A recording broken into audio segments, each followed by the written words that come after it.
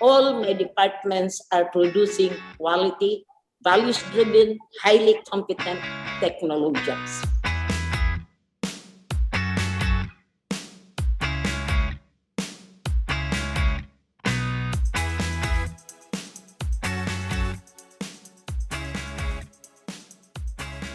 Good day, Technoids, and welcome to the third installment of our Discovery Journey series of 2021. I am your host, Rafi Diano. So I hope you all enjoyed our first offering for this third installment of our Discovery Journey series, wherein we featured Dr. Cherilyn Santa Romana, the Dean of the College of Computer Studies. And today we are very privileged to have with us not just one, but two highly respected figures in CIT University's biggest college, the College of Engineering and Architecture, the home of topnotchers. So let us not delay. Allow me to welcome first the chair of the Mechanical Engineering Department and the newly appointed Assistant Dean of the College of Engineering and Architecture, Engineer Roberto Base. Hello, Sir Bob. Good afternoon. Hi, Ma'am Rafi. Good afternoon. Good afternoon, everyone. Thank you for having me here. Congratulations, sir. Thank you. Thank you. Congratulations for the new appointment. When I called your name, there was thunder outside. Even the heavens, Sir Bob is congratulating you. And of course, with us this afternoon is the dean and my former graduate school teacher, no, whom we consider to be an epitome of tough love. Ladies and gentlemen, Technoids, let us all welcome the Dean of the College of Engineering and Architecture, Dr. Evangeline Evangelista. Hello, ma'am. Hello. Good day. Kumusta, ma'am? How are you? Still happy to be out because I have stayed in house for 1.5 years already because of the pandemic. And the only time that I go out is because of interviews and also for recording for our virtual graduation. So I welcome this interview that you have scheduled because that is a reason for me to go out of our house. But you've been fully vaccinated, Ma'am Vange, right? Yes, I am proud to present my vaccination card. Double, as I have already my 2 doses of Sinovac. That's good, ma'am. That's good. So hopefully, if everybody like myself would be vaccinated soon, we don't have to do this over Zoom anymore. I believe Sir Bob got his first. Yes, I did have first shot. my first dose. Yes. Happy for the two of you. Sana all. Okay. So okay, let's just to start this interview running, I would like to ask the first question. So the college has a lot of laboratory courses, and I know a lot of students who are watching us are curious. Even those who are about to enroll, they are curious and they would want to know how we were able to deliver the learning outcomes of these laboratory courses while we were under the Made for Learners framework. Who would want to? Yes, Sir Bob. That depends from one teacher to another handling the laboratory courses. There are some teachers in engineering that they're using simulation, okay? But for all other members of the faculty handling the laboratory courses, they are using videos taken from YouTube just to show to the students how to use instruments, because there are a lot of materials actually. All you have to do is to look into it, just Google it and look at these materials from YouTube. So you can actually download those and then use this for classes. And what is important there is in the part of the faculty is to develop this we call laboratory manual, how to perform experiments. For example, if the faculty is going to conduct an experiment on calibration, for example, calibration of measuring tools or instruments. So the faculty, after he has grabbed some videos from the net, is going to formulate some procedure how to do it on their own, assuming that they have these tools at home. Just you can use imagination to do this actually. And in addition to that, the faculty could have pictures of these instruments, real instruments that can be found in our laboratory. There was a time last year that some members of the faculty went to the our campus to take pictures and videos of these instruments, okay, so that they can show it to the students that this is exactly what we are using once we have a face-to-face opportunity in the campus. And then, of course, that involves the formulation of questions to draw and to find out if the students know what they're doing while in an online setup.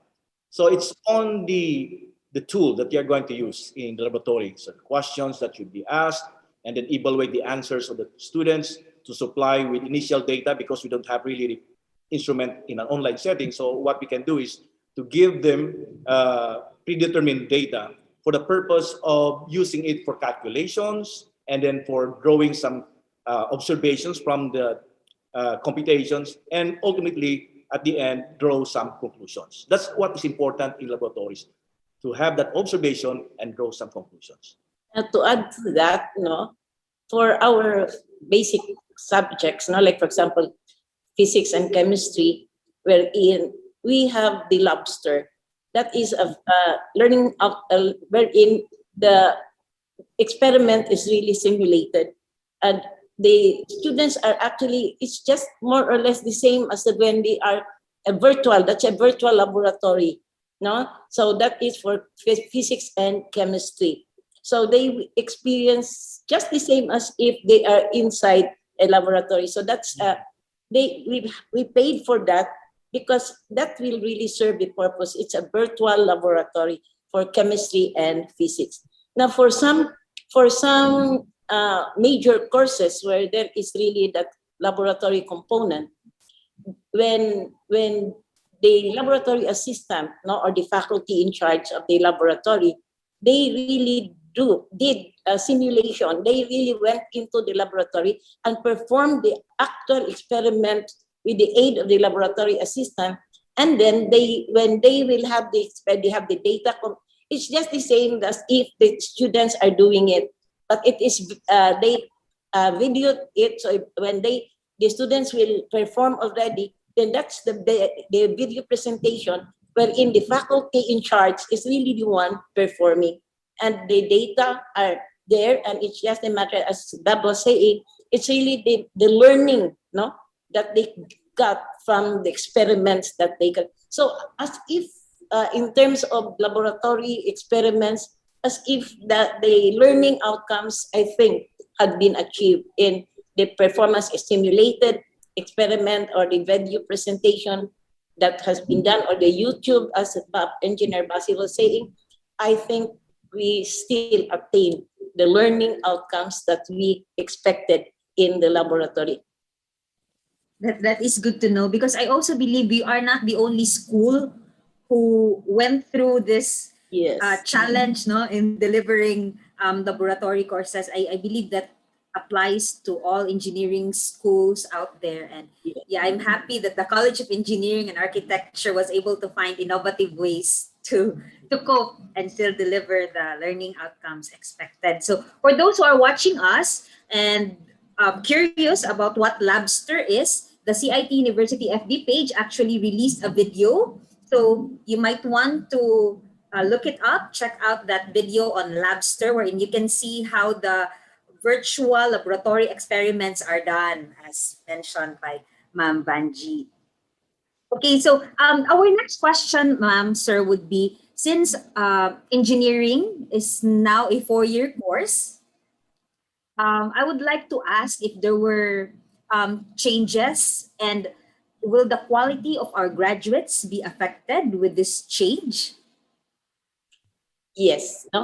At first, when we knew that there was really a change from the 5-year curriculum to a 4-year curriculum for all engineering programs, we were really sad. We're saying, how will we go into even in the 5-year curriculum? We believe that we still need more time, to really develop the students to really be able to grasp what is really important for the degree program. But on second thought, with the addition of the 2-year senior high school, plus the 4-year curriculum of engineering, in reality, it will actually be a total of 6 years, which we believe is the preparation for So instead of 5-year engineering curriculum we're in, the fresh graduates from junior high school goes directly to the 5-year. Then now the junior high school graduates will go to 2 years in senior high STEM academic strand. So in reality, it is actually 6 years curriculum now for engineering, no? Because if you look at the curriculum of engineering before on the 5-year, the first 2 years are actually basic subjects. Wherein we have the mathematics, we have the chemistry, we have the physics, and all the basic subjects that we have, no? So it's common to all. And these courses are now handled in senior high.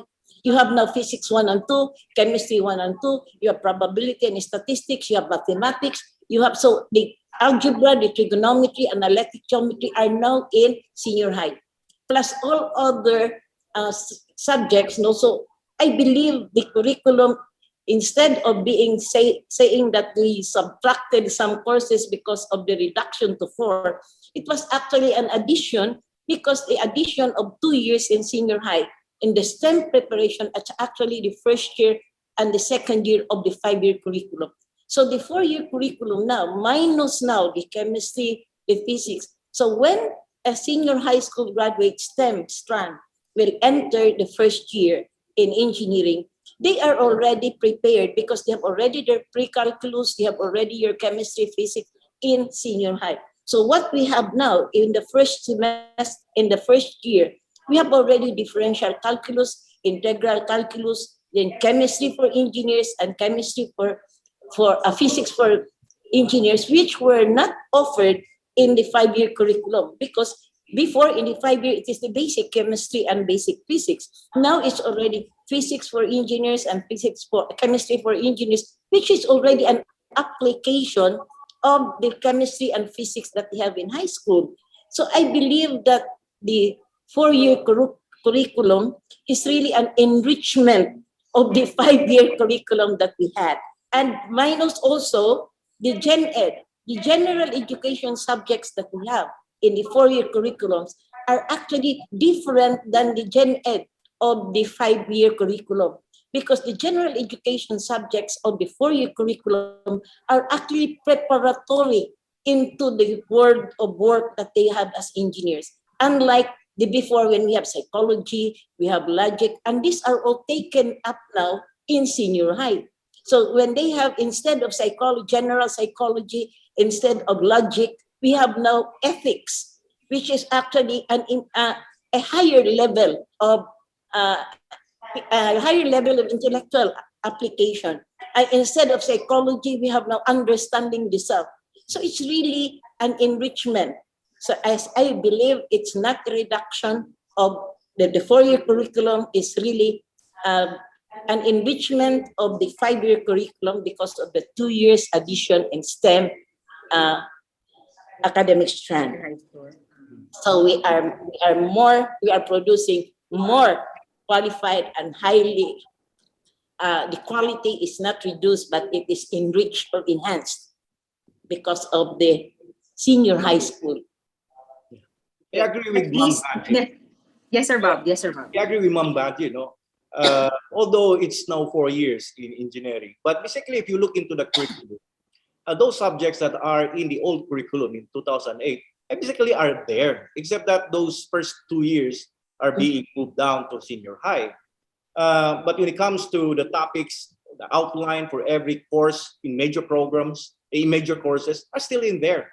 So I think the challenge here is for the members of the faculty to develop a more functional course syllabus. No, that's our Bible when it comes to handling subjects in a classroom. So that's where it should be. The bottom line back, it should be on the development of course syllabus for each course.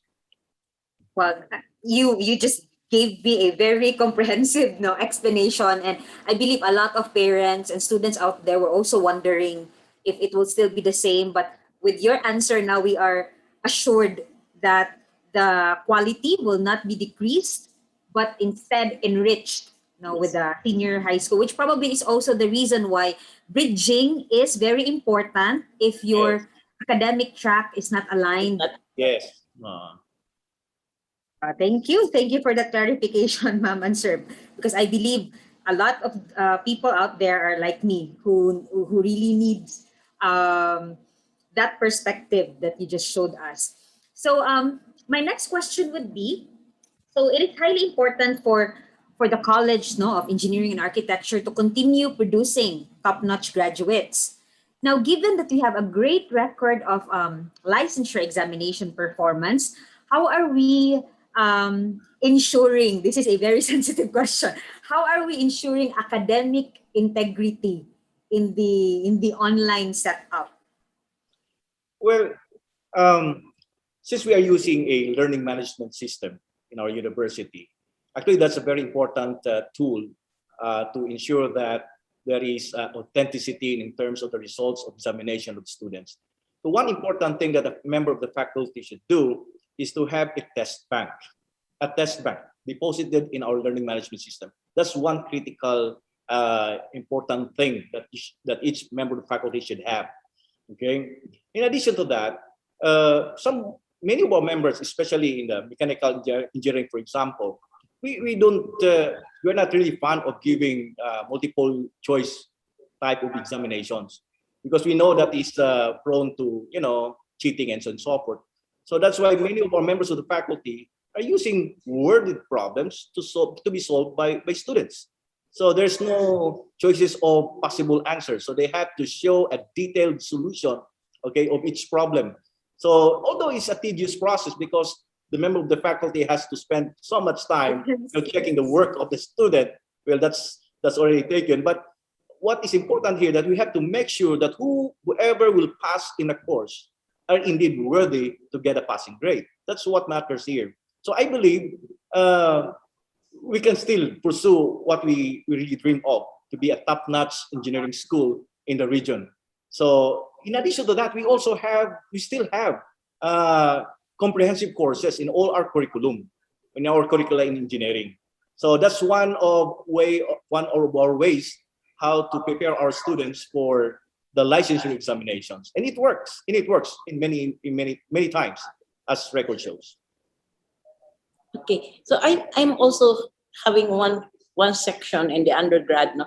Because I'm normally just handling the masteral program and the doctoral program. But for this semester, I had one. I tried to experience the undergraduates, how to handle an undergraduate on the online.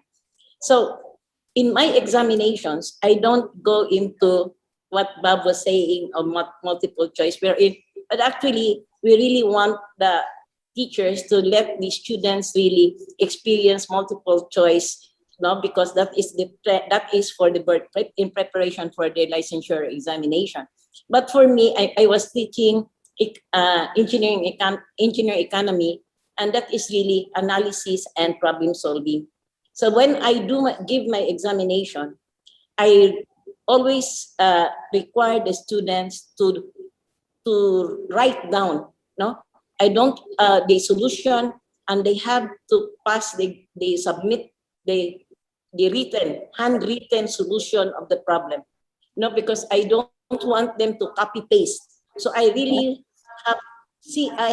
can detect from the name itself and from the handwriting. I would detect that that's not their handwriting, no, because so that's one thing that I do, and also I see to it that I solve the problem myself, and I just multiply the time that I solve the problem by 3, and that is the one. So I normally give long examinations so that the students have no time to wait for their classmates to finish.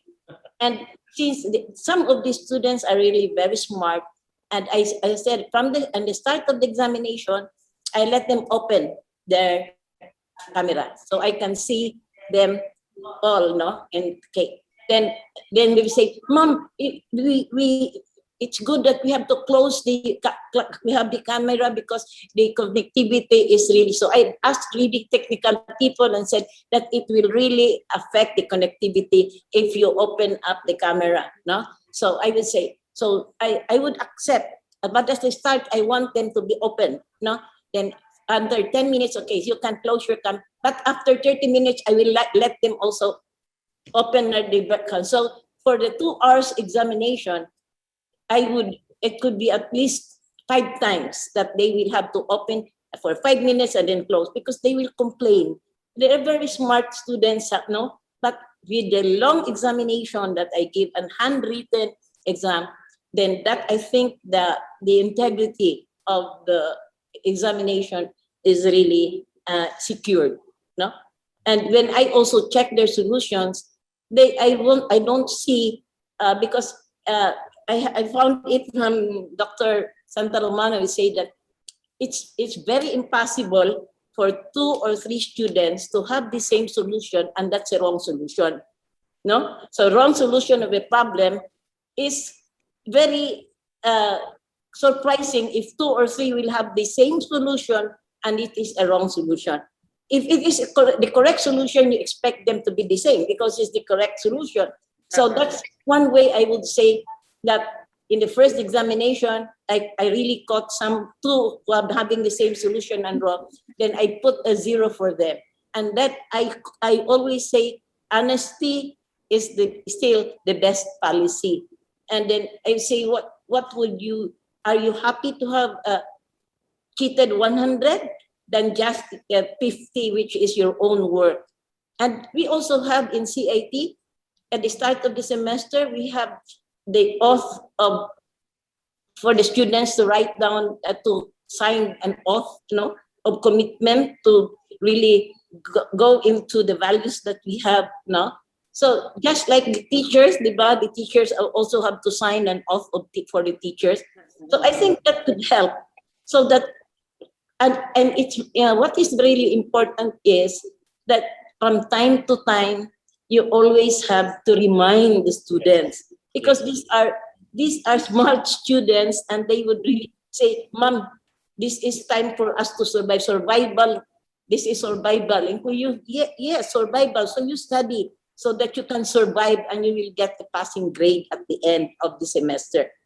So that's, I think, if ever there will be cheating, it will be minimized if only the teacher will really have the patience to check, not go right out, or not always multiple choice, but make it really a representing of the learning that you want them to obtain in that particular lesson or module. Yes, Sir Bob. I like what Ma'am Banji mentioned earlier, Ma'am Rafi. We have to remind our students every now and then. Maybe before we'll start the next examination, or every time we'll have examination or a quiz, we have to remind the students to practice honesty. We have to remind them that if they are not going to practice it, soon they will become, published in the newspaper as corrupt people. So we don't like that to happen to anybody. So little things na dishonesty, that will cause them to become corrupt person, corrupted by these ideas nga bahalag kuan ngupya bas kapasar. That's not a good thing, and that's not a technologian attitude towards doing things. So that's why it's important to remind them every now and then. That's correct, sir. So it's my how do you call this? My description of Ma'am Banji, in the beginning was correct, na tough love si Ma'am Banji.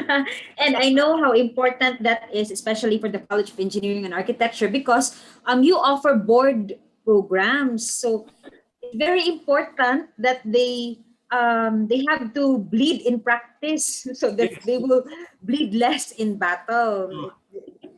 Dili tong katong hindi magingon, sir, na bahalag mangupya basta makapasar. So that should not be. That's not the values that we are trying to inculcate in our students. And this should give the parents a level of assurance that even in this setup, we are trying to uphold and maintain the quality of education, and then even the integrity in our classes, and instill those values in our students. Because when we went into the online distance learning mode, the crisis was on confidence. Some parents, some students do not trust the process or do not trust the setup. So thank you for sharing how things are done in the College of Engineering and Architecture. So to the parents who are watching us, your students or your children are in very good hands. So we can still somehow be confident that we can continue to produce top-notch graduates in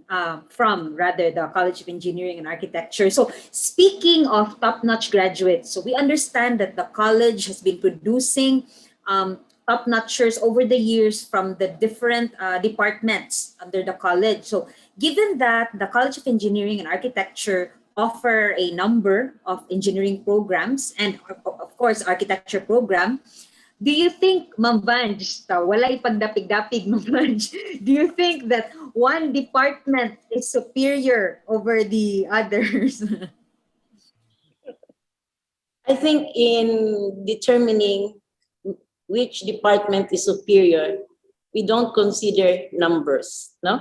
We don't consider numbers. So if we would say we consider numbers, we would say the civil engineering, because that is really the department which has the biggest population. But when we say that a program, a certain degree program is superior, what we would have to gaze it is that the quality of the graduates that program is producing. So no matter how small the department or the program, the degree program or the department is, then we don't consider that the smaller department, we consider the quality of the graduates. So we believe that the civil engineering department has produced so many top-notchers compared to the others, but they have the numbers. So you have the choice of the best among so many. But in my department, I'm handling the mining engineering department. That is one of the smallest department in the College of Engineering and Architecture. I have only one section for every year level, as compared to civil engineering was 20 sections for each year level. But I am proud to say that in every board examination, I have always produced top-notchers in my mining engineering. So I think it's not the number that should be considered as a meter stick of saying that one program is superior than the other.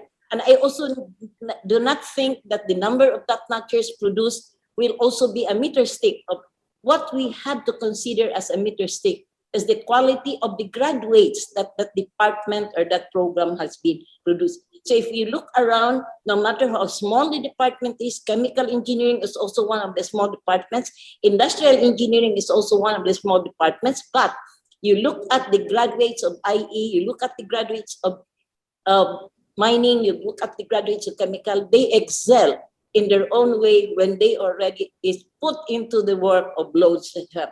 So it's not being the dean for almost 12 years here in CIT.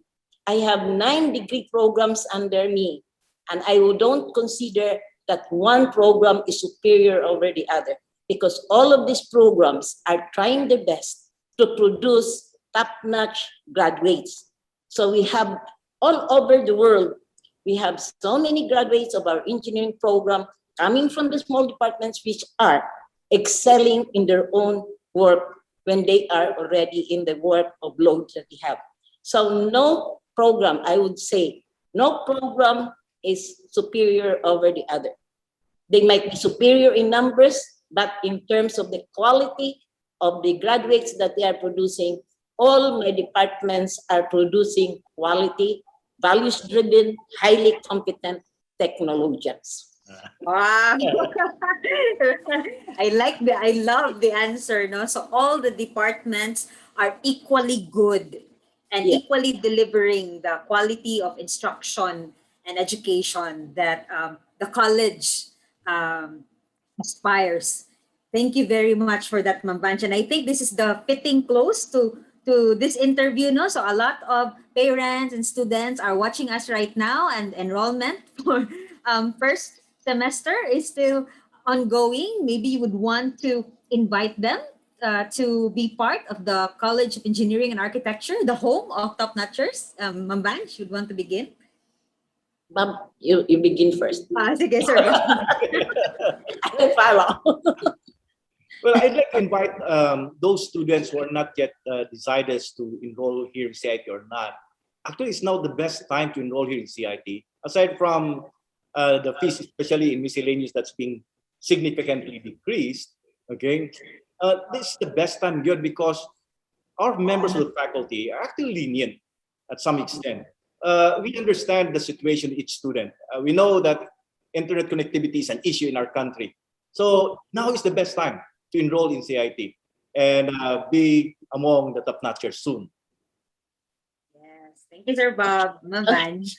Okay, so I think it's a major decision, no, for a student to choose, especially the first year, the graduates of senior high school, that they will have to decide on what particular, so they have to decide on what particular program they are to enroll in. And the next question is, which particular school they have to enroll in. So I would say that the best decision for you is to really look into the performance of the school. No? So I'm very proud to say that in the College of Engineering, all the programs that we have are really able to produce the expected, no, quality of graduates that we have. So in the College of Engineering now, we have actually 5 programs, no, who have reached the level of level 3 accreditation, wherein that qualifies. If you enroll in these 5 programs, you can qualify into being a DOST scholar, wherein the DOST scholar will be able to support you for the 4-year program that you would enroll in. So these 5 programs, I'm very proud to say that we have DOST scholars in these 5 programs. That is in industrial engineering, in electrical engineering, in computer engineering, mechanical engineering, and civil engineering. So 5 programs of the 9 programs that I have are level 3 accredited. I have also level 2 accredited, that's chemical engineering and electronics engineering. So you have to look at accreditation. That's what actually one of our tagline, we say that we really go for accreditation, because in accreditation there is an outside outside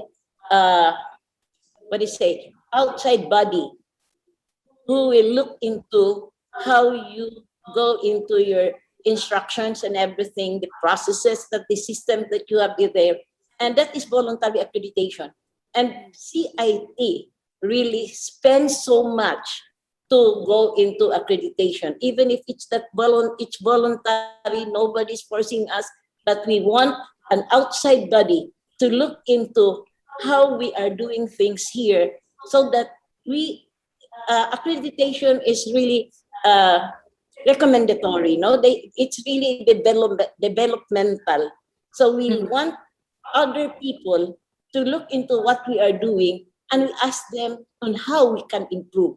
No, so that's actually 85% of our programs here. We have level 4 accredited programs.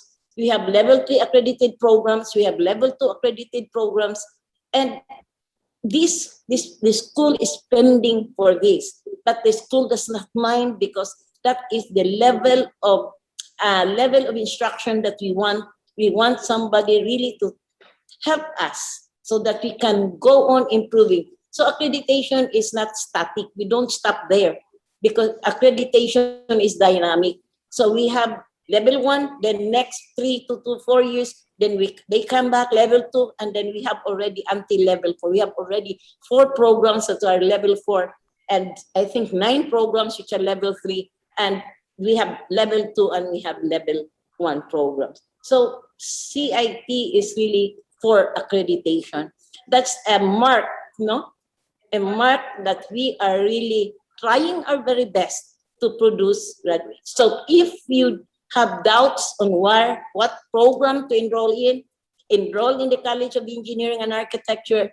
And if you have doubts on which school enroll in Cebu Institute of Technology University. We will all welcome you with open arms, especially now it is pandemic. So we can just have virtual hug when you enroll in CIT University. Thank you, Ma'am Banj. As what Ma'am Cora would always say, no, CIT University offers quality education through accreditation. Yes. All right. So this has been a very fun, meaningful, and it's insightful day with you, Ma'am Banj and Sir Bob. So before we go, this is my common question to all the guests. What would be that spot in CIT which you consider your favorite, or that spot that you, I don't know, that you miss, or that is very meaningful to you? Ma'am Banj, you want to go first? Yes.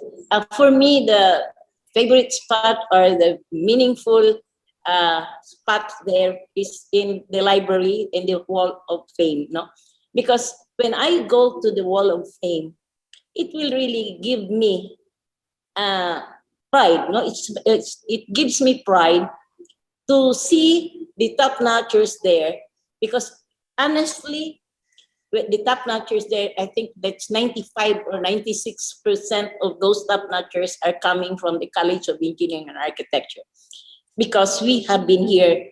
CIT, the College of Engineering and Architecture, is one of the oldest the programs. No, so and also I'm proud because every time that we have top-notchers, we always go to let the top-notcher put their mark there. No? So the Wall of Fame is a mark or a guarantee for me as the dean that I'm still efficient and effective in producing top-notchers. No? So that's the Wall of Fame would really be a mark in me. No? I'm doing my job well. So every time alumni or alumni, so many alumni will come here, I'm always very proud to let them go, bring them to the Wall of Fame, so that some of them will really see their names there, because some of those top-notchers who comes back here and visit CIT, then I will bring them to the Wall of Fame, and they will really be very, very proud to see their names there. No, they don't expect, because before it was not there, but now it's already there. Their names are imprinted there, and that will be always be seen by people, and that is an inspiration.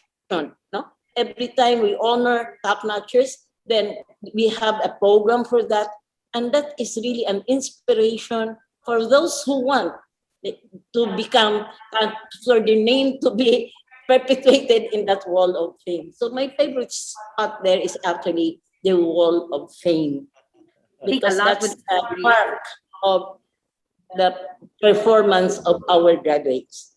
Yes, ma'am. A lot would agree with you. I think that spot is the most iconic spot in CIT University. So for those who have not been to CIT, for our freshmen, God willing, we will be able to open the campus. Maybe, who knows, maybe early next year or late this year for some classes. That be sure to visit the renowned CIT University Wall of Fame. So you will just get goosebumps when you go there for the first time. How about you, Sir Bob? Because I spend most of my time in the MA department office. Every time I went out from the office, I can see those benches across the road going to the CIT gymnasium. That's the place we call now the Tambayan for mechanical engineering students. That's the place where they wait for the turn for consultation, wait for the turn to approach the teachers for whatever academic related matters. So I really miss that place, because every time I saw that, when I went out, I see my students there chatting with each other, having fun. In fact, many times they also hold their activities there in that area. So that's one place that I really miss in CIT, the benches going to the CIT. And I think you also miss the students. Yes. Yes, the students. Yes, the students. Yes, yes, sir. All right. So once again, thank you very much to, of course, the Dean of the College of Engineering and Architecture, Dr. Evangeline Evangelista, and the Assistant Dean, Engineer Roberto Base. We are very privileged to have you here. This is a first, no, for all of us to do this Yes, the first. interview. Very candid, but very insightful indeed. So, together, let us wave goodbye to all our viewers. Thank you for watching us. Thank Thank you. you. Thank you. Thank you everyone for watching.